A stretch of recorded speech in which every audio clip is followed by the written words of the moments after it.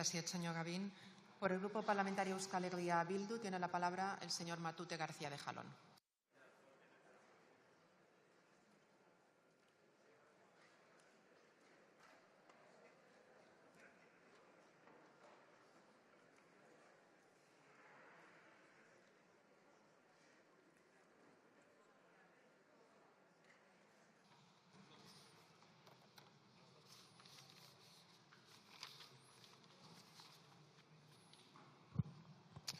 Arratsalde on guztioi. Yo, más que de la cumbre o de los resultados o deliberaciones de la cumbre de la OTAN recientemente celebrada, quisiera comenzar hablando de la propia OTAN. Son 77 años, si tenemos en cuenta el precedente del Tratado de Bruselas, 76, si nos ceñimos a la fecha estricta de surgimiento de la Organización del Tratado del Atlántico Norte, los que lleva en vigor. 77 años, pero nace por una realidad. Nace en 1948 y lo hace tras la Segunda Guerra Mundial. Y lo hace con un propósito. Quizás en esto no estemos tan de acuerdo. El propósito fundamental de Estados Unidos, que es quien impulsa el Tratado del Atlántico Norte, la OTAN, era fortalecer su economía en la Segunda Guerra Mundial. Porque, como todo el mundo sabe, el New Deal fue un fracaso. Sin embargo, la guerra, fundamentalmente en Europa, le vino muy bien a Estados Unidos, que consiguió reducir a cero su tasa de paro, que consiguió reflotar su actividad económica y que consiguió potenciar toda su economía. Una vez acabada la Segunda Guerra Mundial, había que seguir manteniendo ese flujo económico que había convertido a Estados Unidos en la primera potencia económica mundial. ¿Y qué se le ocurrió? Crear una estructura militar para la reconstrucción de Europa y para dotar de seguridad a sus miembros. Por tanto, ya ve que no estamos tan lejos en lo que tuvo que ver el inicio de la OTAN de lo que ahora son los debates sobre la pertinencia o no de estar en la OTAN. Era, en definitiva, la generación de la OTAN un intento para implantar el capitalismo liberal que decían frente a lo que entendían que era la amenaza de los países alineados con la Unión de Repúblicas Socialistas Soviéticas. Eso y no otra cosa era el fundamento de la OTAN. Y quizás lo que cabe preguntarse entonces es si este mundo ha ido mucho a mejor después de crear la OTAN. Y probablemente haya quien diga que sí. Depende del lugar en el que haya caído en suerte nacer, ¿no? Si has nacido en Yemen, no tanto. Si has nacido en Irán, gracias al señor Trump, parece que tampoco tanto. Si has nacido en Ucrania, tampoco. Y aquí la responsabilidad inicial fue de Putin, pero también la hay de Estados Unidos. Y si has nacido en Palestina, ya ni cuento, que tienes que sufrir cómo te invaden tu casa, cómo te apalean desde 1948, cómo te intentan laminar como pueblo y como ciudadanos y ciudadanas, como seres humanos, y encima tienes que contar con el silencio cómplice de las grandes potencias occidentales, también de Europa, que prefiere mirar hacia otro lado para no soliviantar al estrecho aliado de la OTAN, que es Israel, para no soliviantar al fiel escudero del señor Trump, que es el genocida Netanyahu. Y esa es la realidad. ¿Pero es la OTAN acaso una garantía de paz y democracia? Pues fíjense, si las palabras y los papeles sirvieran para algo, uno tendría que decir que sí, porque entre los principios políticos se dice algo como que la OTAN promueve valores democráticos, lo dicen ellos.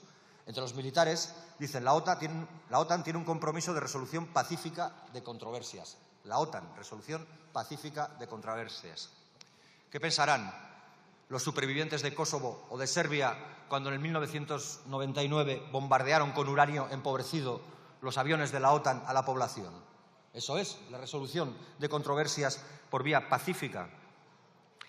Y yo no me voy a perder demasiado tiempo en el debate controversial entre si un 5% es mucho o es poco, o si un 2,1% es lo correcto, lo justo y lo suficiente. Ya se ha dicho antes, ni un euro es necesario para honrearme en esa lógica imperialista y en esa lógica de acumulación, de dolor en una parte de la población, los que menos tienen, para seguir manteniendo el privilegio de los que más tienen. Esa es la triste realidad. Ojalá fuera posible, tanto que le gustan las urnas a la gente, ojalá fuera posible volver a poner las urnas en el Estado español para volver a convocar un referéndum contra la OTAN o para validar o no la permanencia en la estructura atlántica. Nuestro pueblo, el pueblo vasco, ya dijo hace 39 años que no a la OTAN y no tengo ninguna duda de que si esas urnas se atreviera alguien a ponerlas, nuestro pueblo volvería a decir que no a la OTAN. Pero, en definitiva, hay que entender a la OTAN en su contexto. Y el contexto en el que estamos viviendo, lo ha señalado en parte el presidente cuando hablaba de las fuerzas del cambio ultraderechista, es un viaje al pasado, es un viaje a la Edad Media. Nos están llevando a los tiempos oscuros del medievo, El feudalismo ya no es algo a estudiar en los libros de historia, es una lectura política actual. El vasallaje lo es también. Y más allá de 4 chiflados en Internet que se emocionan, quiero pensar que solo se emocionan, pensando en templarios, la realidad medieval ya se ha impuesto. Aquí solo parece que tiene importancia quien tiene capacidad militar y, por tanto, ejército a sus espaldas y quien tiene la capacidad de arrodillar a más pueblos y a más personas. Quien puede hacer rapiña, conquista e invadir, como Israel con Palestina, o quien no puede hacerlo. Y vasallos les sobran a este tiempo. Una de ellas, Ursula von der Leyen, la misma que presentó con gran alborozo el plan Rearm Europe, 800.000 millones de euros para la industria militar. Eso es lo que planteó Ursula von der Leyen. Ya sé que hay quien me dirá, o quien pueda haberse tentado de señalarme, que esos 800.000 millones de euros van a suponer muchos puestos de trabajo y que, por tanto, generan un beneficio colectivo. Vale, es un argumento un poco flojo. Permítanme que les señale que a ese argumento fácilmente se le puede rebatir con que la creación de muchos campos de concentración también generarían puestos de trabajo, pero no los querríamos.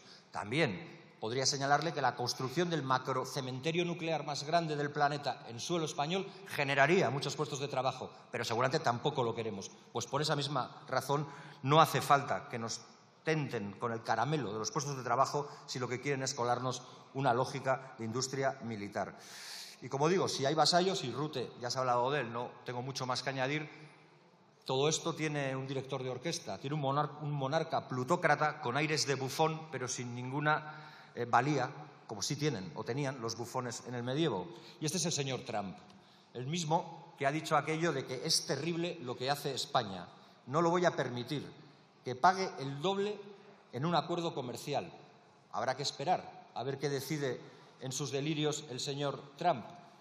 Él ya señalaba cosas graciosas como que tendremos que pagar el doble en los acuerdos comerciales, pero que le encanta a la gente que vive ahí y el país. Es una pena que no sea recíproco, ni nos gusta a él y bastante poco su país. Pero bueno, lo concluía con la razón, con la ley del más fuerte, la revisitación del medievo que estamos viviendo, pero somos más fuertes. Otra vez, la ley del más fuerte.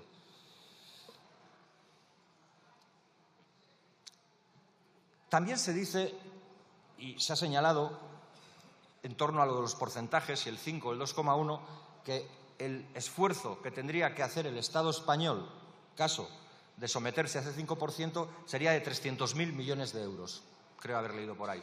Bien, para que la gente lo entienda es bastante sencillo. 300.000 millones de euros pueden ir para comprar más tanques o para construir más escuelas. Pueden ir para comprar más aviones de combate o para crear y generar más hospitales y, sobre todo, con profesionales que tengan condiciones laborales dignas. Se pueden comprar más misiles o construir más viviendas. Se pueden construir más drones militares o se puede invertir más en protección social. Estas segundas, los hospitales, las viviendas, las escuelas o la protección social, tendrían que ser las prioridades no ya de cualquier persona de izquierdas, sino de cualquier persona decente. Sobre todo porque uno tiene que ser consciente de su permanencia limitada en esta tierra y tendrá que dejar un legado a quienes vengan. Pero, en definitiva, porque las guerras siempre las hacen los ricos para fortalecerse más y las pagan los pobres y ponen también las víctimas los pobres. Plantéese, por tanto, señor Sánchez, señor presidente, si no sería conveniente incluso salirse de la OTAN. Con nuestro apoyo contaría, desde luego.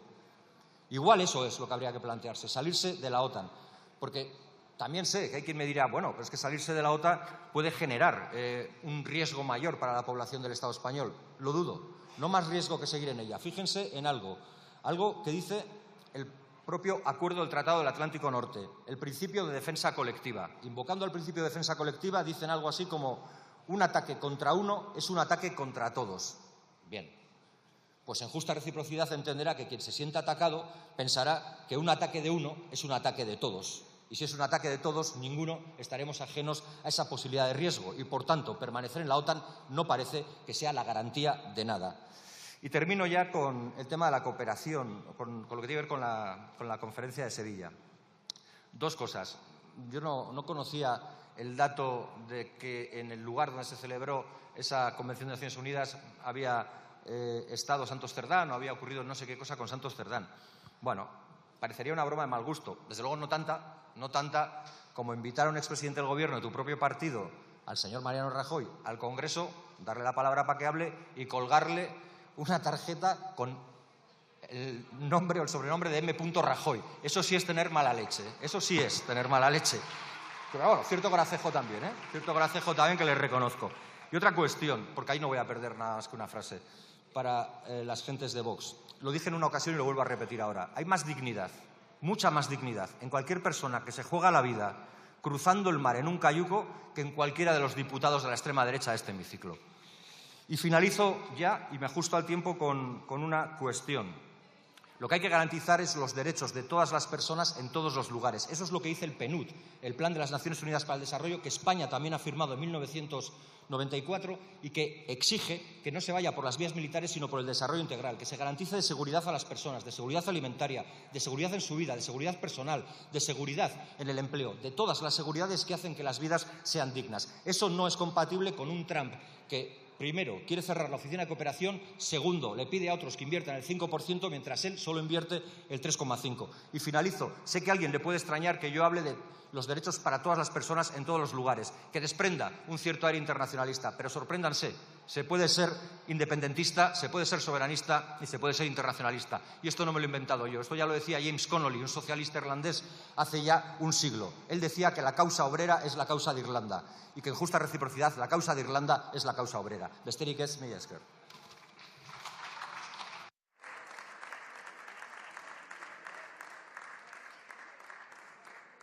Muchas gracias, señor Matute. Por el Grupo Parlamentario Vasco PNV tiene la palabra la señora Vaquero Montero, que también acumula en este turno el tiempo de la réplica.